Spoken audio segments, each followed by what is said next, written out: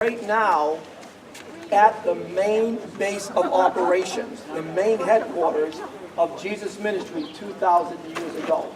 This was his base of operations here in Capernaum. As we said when we were at Chorazin, Capernaum is also one of the cities that Jesus pronounced judgment on. Remember, it was Bethsaida, Chorazin that we just left, and right here at Capernaum. Even though this was the main base of his ministry headquarters 2,000 years ago, yet he pronounced judgment on this very city. For what? Again, it boils down to unbelief. And so the debate was going on among the rabbis concerning where the Messiah, the Mashiach ben David ben Abraham, the Messiah, the son of David, the son of Abraham, would come from. And when we read in John chapter 7 and verse number 52, it says, "They answered and said unto him, Art thou also of Galilee? Search and look, for out of Galilee ariseth no prophet." Why do we call this place Capernaum? In Hebrew, it's Capernaum. Capernaum. Many believe the Jewish prophet Nahum was from this very area. Jonah was also out of Galilee. Gath-Hepher was an ancient town here in the Galilee. So these rabbis had no clue concerning the scriptures that, yes, Jewish prophets came out of this very area. They came out of the Galilee. When we read in John chapter 8, in verse number 5, it says this, "And when Jesus was entered into Capernaum, there came unto him a centurion, a Roman soldier, beseeching him, and saying, Lord, my servant lieth at home sick of the palsy, grievously tormented.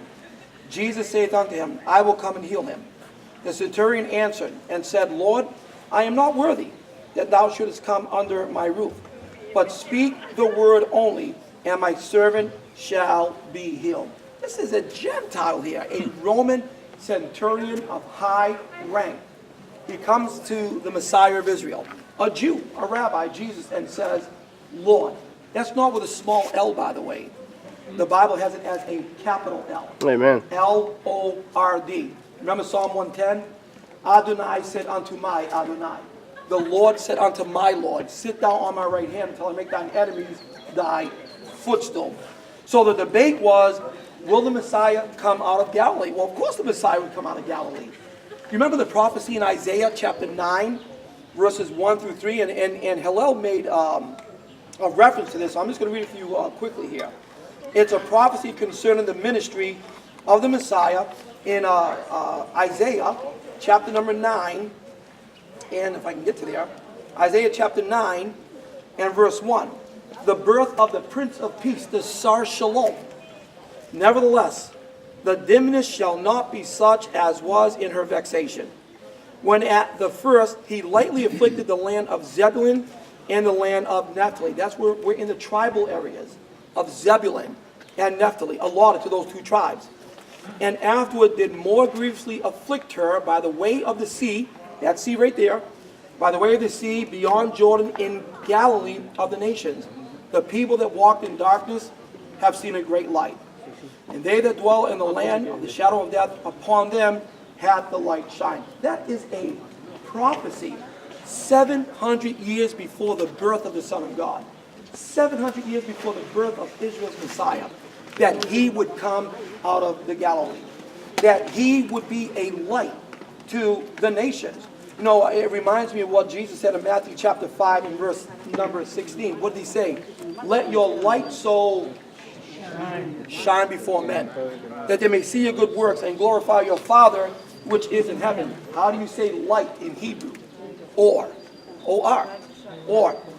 He calls you and I to be or. He calls you and I to be a light to those that are around us. He was a light to the nations at that time. And as I said, Capernaum was one of Jesus' main headquarters. This was his main base of operations right here. But he pronounced judgment upon this very place because of their unbelief. What did Jesus say in Mark chapter 11, verse 22? Have faith in God. Now, that's pretty simple, right? It brings me back to Hebrews 11:6. But without faith, it's impossible to please him. For he that cometh to God must believe that he is, and that he is a rewarder to them that diligently seek him. Well, there wasn't a whole lot of faith going on here. in this very town 2,000 years ago. Wasn't a whole lot of faith going on in Chorazin 2,000 years ago. Wasn't a whole lot of faith going on in Bethsaida. Hopefully on a future tour we'll take you over there to Bethsaida. And it's just, you go to that place, it's like haunted. You know, it's just like Chorazin, it's a ghost town. Why? Chorazin, here, Capernaum, Bethsaida, 35 years after Jesus pronounced judgment in Matthew chapter 11, 20 through 24, 35 years after that prophecy, the earthquake struck this area and pretty much destroyed it. And so when we look at this synagogue right here, this is not the original synagogue of Jesus 2,000 years ago. However, when we go to the opposite side over there, remember those basalt stones we saw at Chorazin, the dark ash stones? You will see under this synagogue, the original synagogue of Jesus 2,000 years ago. How do they say synagogue in Hebrew? Beit Knesset. You know, when you go to Jerusalem today, you see the Knesset, the house of Knesset. That's Israel's White House. There in Jerusalem, there you will see, well, Beit Knesset is a place of assembly. It is a place where the Torah is read. It's a place where the Torah is taught. This synagogue that we are in right now, you notice the color of these stones here? It's lighter. It's limestone. This is a 4th century AD Jewish synagogue built over the original synagogue of Jesus 2,000 years ago. Why do we have a house of worship? Why do we have a church? Where do we get that from? We got it from the Jews. Why do we baptize?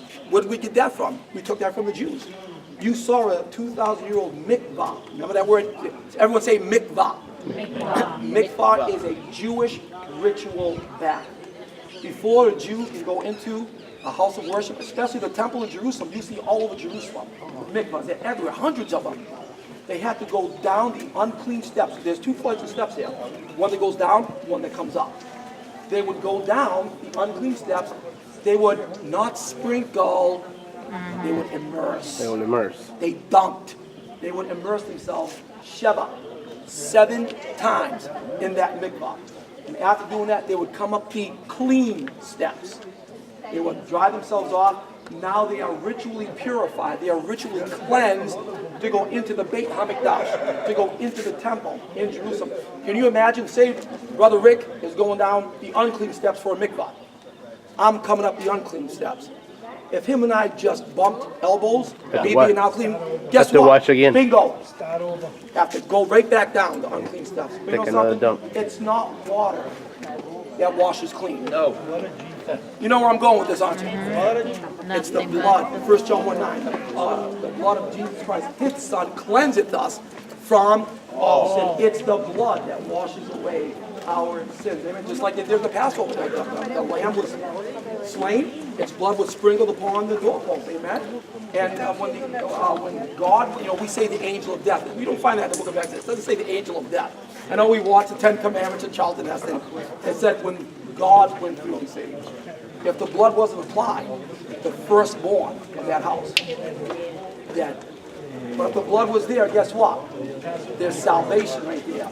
If the blood is not applied, then one day in hell you will endure. The blood of Jesus Christ cleanses us from all sin. And now that we're born again and we're saved, he calls you and I to be a what? Or. What's or in Hebrew? Light. He calls you and I to be a light to this world. All right, Hillel? Yes. Let's move on, brother. Follow me.